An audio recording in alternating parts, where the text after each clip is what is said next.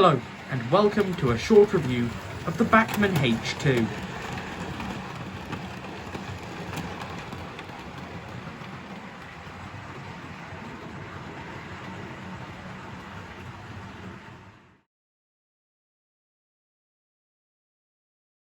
The loco comes packed in the normal Bachmann box, as you can see here. As you can see, it is packed in the block of ice packaging. The detail pack in this loco is quite good as well. You can see you get head code discs, brass nameplates and number plates. You get a fair bit of stuff. So just before we start, I'd like to say that this H2 was not the locomotive I was going to review.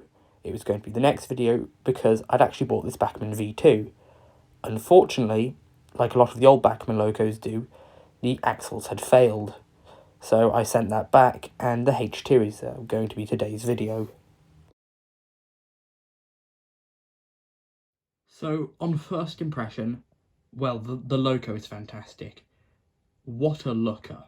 It's in the beautiful southern green, and it's just a very fine looking locomotive.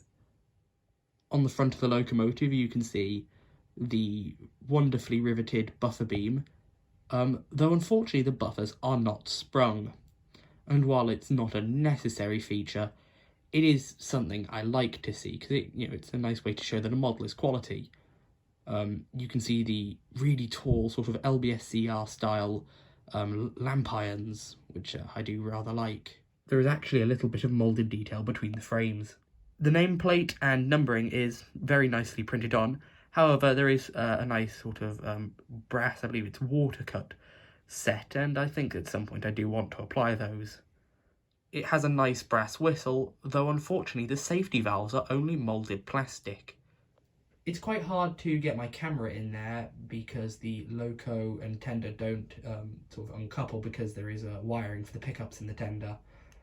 But the loco's cab is fantastic.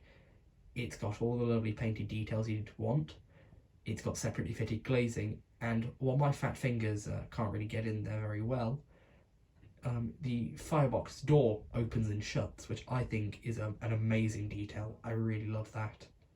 The coal load is actually metal, and while I haven't been able to remove it, I'm fairly sure you can, in case you want to put crushed coal in. The tender also lacks sprung buffers, though it does have some nice painting, as in fact the number is printed on the back, which I don't think I've seen on a lot of other locos, so that's quite nice. So this loco I've seen going from about £160 anything up to £200.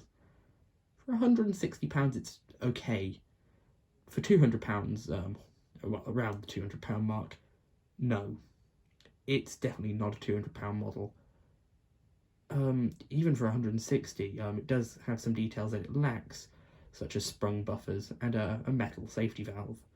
It's a nice model, and it is a very beautiful looking model, and it's a nice runner. So it's okay for £160, but I didn't pay £160.